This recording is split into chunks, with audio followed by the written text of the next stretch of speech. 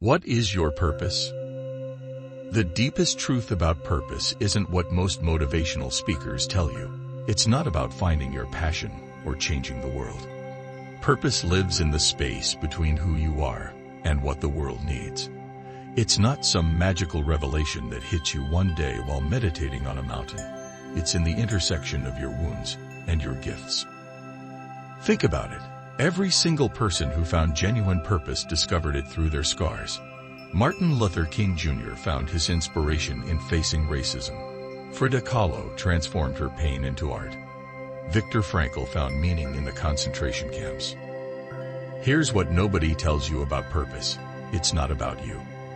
It's about what you can do with what life has given you, both the beautiful and the brutal parts. Your struggles aren't obstacles to your purpose. They are your purpose in disguise. But what do we really mean when we ask this question? Are we searching for a divine plan, a personal mission, a feeling of fulfillment, or just a reason to get out of bed in the morning? Is purpose something we find, or something we create? Is it permanent, or does it change as we change? To approach this question seriously, we must cross the terrain of ancient philosophy, modern psychology, religion, and existential thought. We must confront our mortality, our freedom, and our fears. And above all, we must look inward, not for easy answers, but for the courage to ask better questions. The ancient call to purpose. In many ancient traditions, purpose was not a personal question. It was a cosmic one. You had a role in the grand design, and your purpose was to fulfill it. In Aristotle's view, everything has a purpose, or what he called a telos. The purpose of a seed is to become a tree. The purpose of a knife is to cut. And the purpose of a human being, to reach eudaimonia, a kind of flourishing life. For Aristotle, purpose was bound up with virtue. You don't discover it in a moment of inspiration. You cultivate it through practice, through becoming excellent at being human. Similarly, in Stoic philosophy, purpose is not about preference, but principle. The Stoics taught that we are parts of a greater rational order, and our purpose is to live in harmony with that order, accepting what we cannot control and mastering what we can. Don't seek for things to happen as you wish, said Epictetus. Rather, wish for things to happen as they do, and you will be happy. This ancient view was clear. Your purpose is not a private obsession. It is your alignment with a moral, rational cosmos. But what happens when that cosmos dissolves? The death of the given and the rise of the self. The modern era shattered the idea that purpose is given from above. The Enlightenment, the scientific revolution, and the decline of religious authority all contributed to a new worldview, one in which meaning must be found, or made, by individuals. Nietzsche famously declared that God is dead. But his message wasn't celebratory. It was a warning. Without a transcendent source of value, we are left in a world that offers no inherent meaning. And yet Nietzsche didn't collapse into despair. Instead, he challenged us to become creators of meaning. The Übermensch, Overman, is one who shapes values, who lives with artistic strength and spiritual independence. Similarly, Jean-Paul Sartre, the father of modern existentialism, argued that existence precedes essence. That means you are not born with a fixed purpose. You exist first, and then define yourself through action. Man is nothing else but what he makes of himself, Sartre wrote. For the existentialist, freedom is terrifying. There's no script, no map, only choice and the responsibility that comes with it. So what is your purpose? There's no answer in the sky, only in your hands. Psychology and the will to meaning. If philosophy asked what we ought to do, psychology began asking what actually works. Why do some people feel purposeful and others feel lost? Viktor Frankl, an Austrian psychiatrist and Holocaust survivor, believed that the search for meaning is the primary motivation in human life. In his book Man's Search for Meaning, Frankl described how even in the most horrific conditions imaginable, concentration camps, Those who had a sense of purpose, however small, were more likely to survive. For Frankl, meaning could come from three sources: work, love, and suffering. You could find purpose by creating something, by caring for someone, or by facing suffering with dignity. This is what he called logotherapy, the therapy of meaning. Unlike Freud's pleasure principle or Adler's will to power, Frankl insisted that human beings are not satisfied by comfort or dominance alone. We want meaning. And meaning, crucially, is not the same as happiness. You may be unhappy while living your purpose. You may be uncomfortable, stretched, afraid. But if you know why you are doing what you do, you can endure almost anything. As Nietzsche put it, he who has a why to live can bear almost any how. The illusion of the grand purpose. In our culture, we are often told to find your passion or follow your dream. While this advice may inspire some, it can paralyze others. What if you don't have a singular passion? What if your dream changes? The myth of the one great purpose can be a trap. It can make us feel like failures if we haven't found our thing. But what if purpose is not a lightning strike, but a slow unfolding? What if it's not one thing, but many small things done with love and attention? Your purpose may not be to change the world.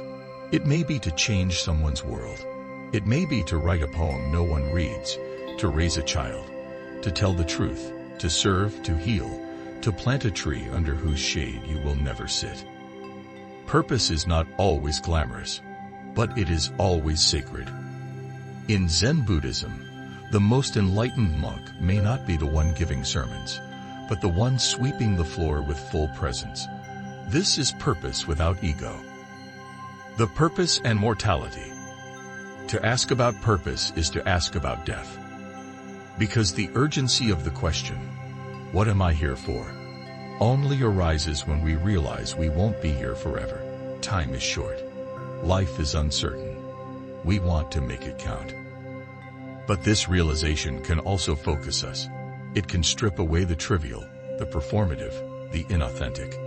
As Martin Heidegger wrote, only by confronting our finitude, our being toward death, can we live authentically.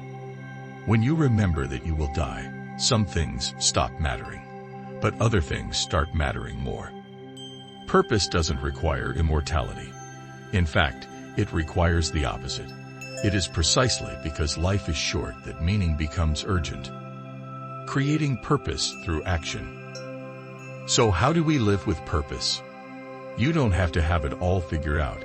You just have to begin. Purpose is often discovered in the doing. You take a step, and clarity follows. Start by asking, what am I willing to suffer for? What injustice breaks my heart? What beauty moves me to tears? Where do I feel most alive? The answers may surprise you, but they will guide you. And remember, your purpose isn't what you say it is. It's what your life shows it is. Look at where your time, energy, and attention go. That is your real purpose. If you don't like the answer, change it. The daily practice of purpose. Purpose isn't found in a single moment of revelation. It is practiced daily. It is not a destination. It's a way of walking. We often think of purpose as a noun, a fixed thing we have to discover. But perhaps it's more useful to think of purpose as a verb, as something we do, moment by moment, choice by choice. Each morning, you wake up and begin shaping your day. What you give your attention to, how you treat others, the intention behind your actions. These are not small things. They are purpose in motion. Marcus Aurelius, in his Meditations, never once wrote, I must find my purpose.